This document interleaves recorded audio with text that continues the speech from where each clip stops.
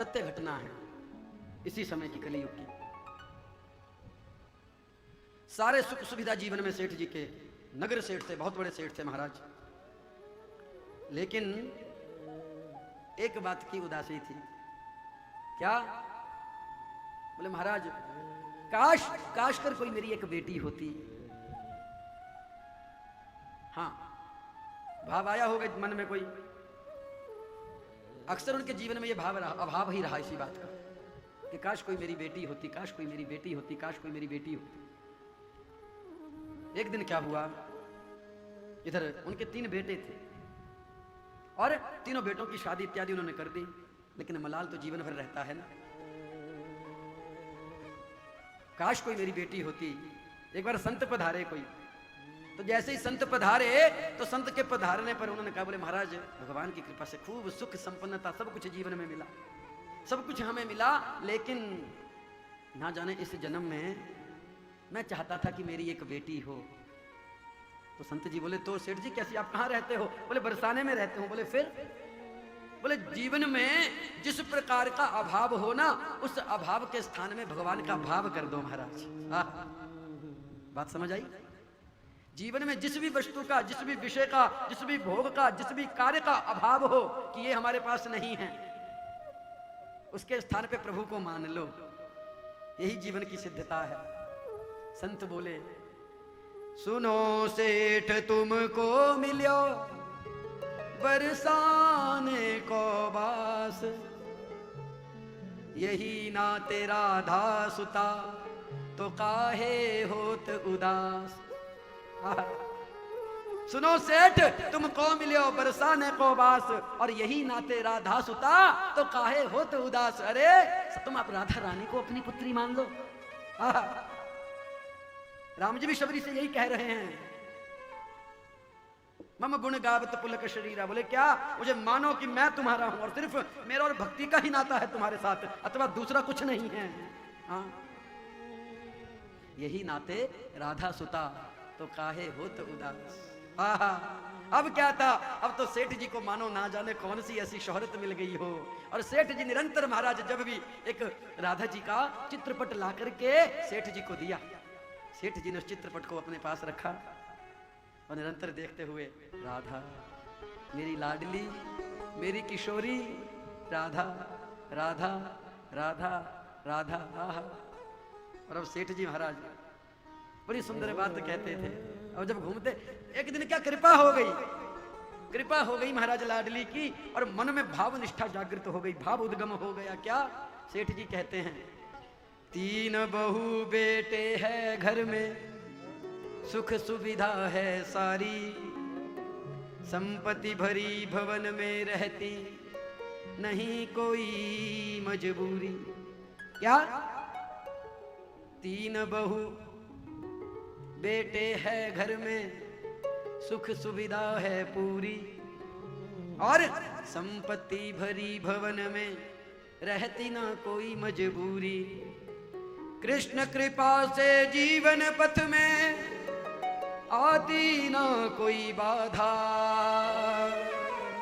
मैं बड़भागी पिता हूँ मेरी बेटी है श्री राधा।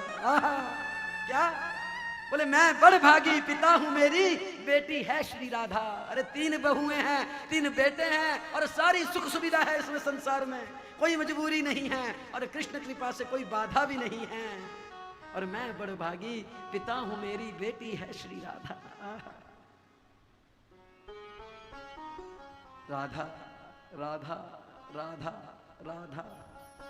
दुकान पे भी बैठे होते थे तब भी राधा, मेरी लाडली राधा, मेरी किशोरी राधा, मेरी पुत्री राधा।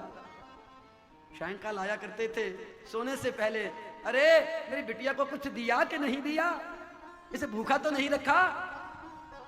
हाँ, सभी सोचते पता नहीं पिताजी बावले हो गए, पिताजी पागल हो गए। राधा राधा राधा राधा। एक दिन महाराज मनिहारिन आई घर पर। मनिहारिन जानते हो, आजकल तो समाज की अलग अलग तरह की प्रचलितता हो गई है, पर पहले क्या होता था कि महाराज हमारी बहुएं बेटियां घर से बाहर नहीं जाती थी। हाँ, तो जो श्रृंगार इत्यादि जो भी होते थे वो घर में ही आते थे। तो चूड़ियां पहनाने वाली मनहारिन, हर महीने उसका भी कार्य था कि वो आया करती थी। आज क्या हुआ, आज मनिहारिन आई, सबसे पहले सबसे बड़ी बहू को चूड़ियां डलवाई। बड़ी ने डाली, वो चली गई। उससे बीच की आई, बीच वाली ने डलवाई, वो भी चली गई। सबसे छोटी आई, उसने मारे डलवाई, वो भी चली गई। और इधर क्या हुआ, मरियाना हो गया। लेकिन जैसे ही महाराज देखा कि वो तीनों तो चली गई, एक चौथा हाथ और आ गया। अब घूंघट प्रथा होती थी पहले, आजकल तो महाराज कहाँ, आजकल तो सभी खत्म कर दिया है हमने, सब भूल चुके हैं। मनिहारिन ने सोचा, अरे हो सकता है इनके यहाँ कोई रहने आया हो, इनका कोई रिश्तेदार हो। वह चौथा हाथ में भी चूड़ियां डलवा दी महाराज। राधा जी को लगा, अरे मेरे पिता के घर में मनिहारिन चूड़ियां डालने आई हैं, तो क्यों ना मैं भी चूड़ियां डलवा लूं। किशोरी जी ने चूड़ियां डलवाई महाराज। इधर मनिहारिन पहुंची दुकान पर। दुकान पे जाकर के बोला, सेठ जी राधे राधे। सेठ जी अपनी मस्ती में राधा राधा राधा राधा। सेठ जी घर से, अच्छा जाए आई, हाँ जाए आई, अच्छा पैसे दिए। सेठ जी कम है। बोले क्यों, दाम बढ़ा दिए हैं क्या? बोले नहीं नहीं सेठ जी दाम नहीं बढ़ा। बोले फिर? बोले इस बार चूड़ी 3 नहीं 4 हाथों में डली है। इस बार 4 हाथों में चूड़ी डली है, 3 में नहीं।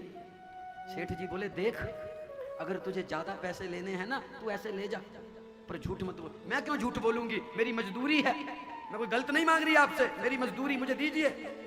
सेठ जी बोले मैं ऐसे नहीं दूंगा, मैं पहले पूरी जांच पड़ताल करूंगा तब दूंगा। ठीक है, तो मैं कौन सा झूठ बोल रही हूं, कर लो जांच पड़ताल, दे देना, पर मैं झूठ नहीं बोलती। 4 हाथों में चूड़ियां डाली हैं मैंने। सेठ जी पहुंचे, बहू कितने हो? बोले हम तो 3 ही हैं। कोई सहेली आई थी क्या? बोले नहीं। छोटी तेरी तो नहीं आई कोई सखी? बोले नहीं। तीनों से पूछ लिया। कोई आस पड़ोस? बोले कोई नहीं। तो तुम तीनों ने चूड़ियां डाली? बोली हाँ जी हम तीनों ने चूड़ियां डाली। सेठ जी बोले कोई नहीं, उस मनहारिन को तो मैं बताता हूं, वो झूठ बोल रही है, कल बताऊंगा उसको। बंधुओं, इधर रात्रि काल में सेठ जी सोए, और महाराज जैसे सेठ जी सोए ना तो स्वप्न आया, और स्वप्न में महाराज राधा रानी रुदन करती हुई दिखी। सपने में प्रकट हुई वृषभानु की दुलारी बोली, कन्या बनाई तात नाता ना निभाया है।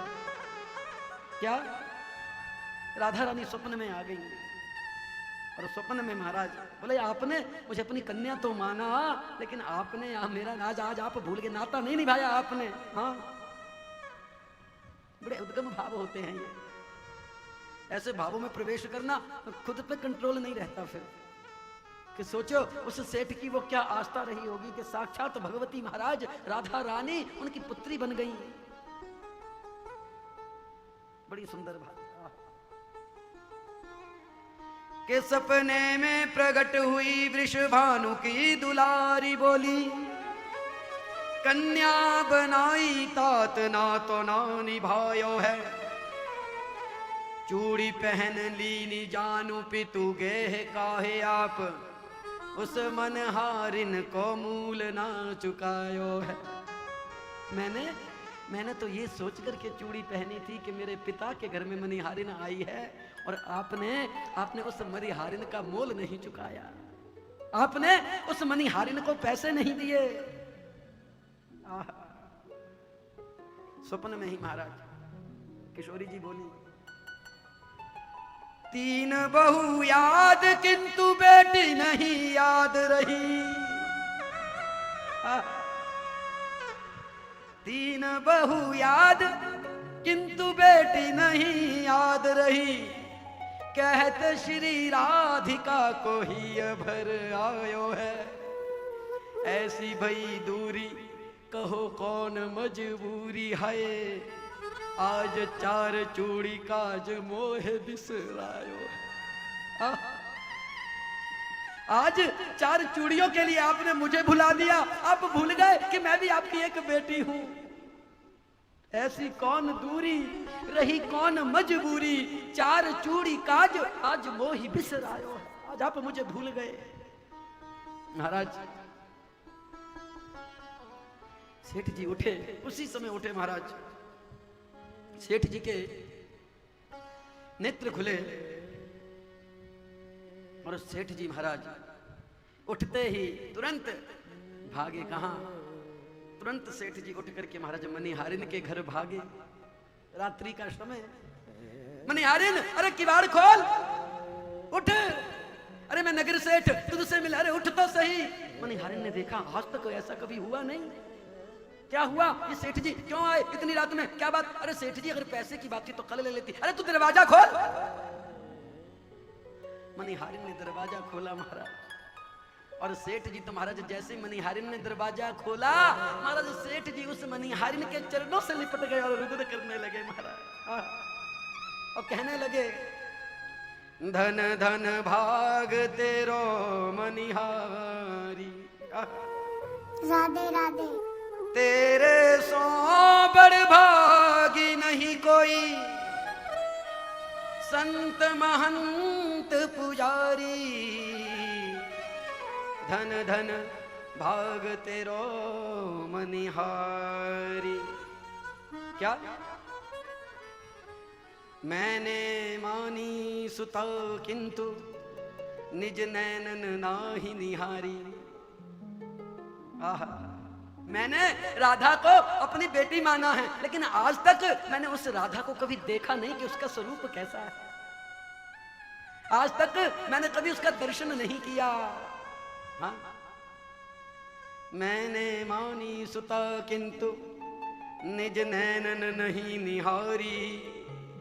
चूड़ी पहन गई तेरे कर पे श्री वृषभान दुलारी। आज तक मैंने नहीं देखी, लेकिन वो तेरे हाथ से चूड़ियां पहन गई। धन धन तेरो भाग मनिहारी। धन्य है तेरा भाग। आज तक मैंने उसके दर्शन नहीं किए, लेकिन देख उसने तेरे हाथों से चूड़ी डलवा ली महाराज। इधर सेठ जी क्या बोले? बेटी चूड़ी पहनाई ले हूं जाऊं बलिहारी। जन राजेश जोरी करी विधिवत क्षमियो चूक हमारी। अरे मनिहारिन, मैंने तेरे उस बोलने पर विश्वास नहीं किया। तूने मेरी बेटी को चूड़ी पहनाई और ना जाने मैंने तुझे क्या क्या बोल दिया। तू मुझे माफ कर दे। और इधर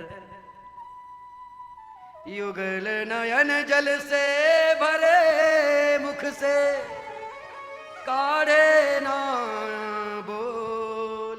मनिहारिन बोली। मनिहारिन के पांव पड़े। सेठ जी खड़े हैं, कुछ बोल नहीं पा रहे। आहा, ऐसे भावों को बोलना सहज नहीं होता। हाँ, हृदय रोता है अंदर से। ऐसा लगता है ना जाने कौन सा बोझ इस दिल पर रख दिया हो। ऐसा क्या हो? युगल नयन जल से भरे मुख से कढ़े ना कोई बोल। मनिहारिन के पांव पड़े लगे चुकावन मोल। अरे तेरा मैं अपनी संपत्ति भी अगर तुझे दे दूंगा ना मनिहारिन, तो भी जो आज तूने मेरी इस लाडली को, मेरी किशोरी को जो चूड़ी पहनाई है, इसका मोल फिर भी नहीं चूकेगा। अरे तुझे क्या मोल दूं तेरी चूड़ियों का, बता। तू मांग। अरे तू मुझे ही ले ले, मेरी सब संपत्ति ले ले, क्या दूं तुझे मैं इन चूड़ियों का मोल। तो इधर मनिहारिन के भी महाराज मन में बड़ी सुंदर बात। मनिहारिन अपने मन से ही कहने लगी। यही होता है भाव, यही भाव सिद्धि होती है। ना जाने कौन से गुण पर दया निधि रीझ जाते हैं। मनिहारिन बोली, रे मन जब तोहे मिले अमोल धन। क्या कहती है? बोले मन, अरे जब तुझे ये अनमोल धन मिल गया,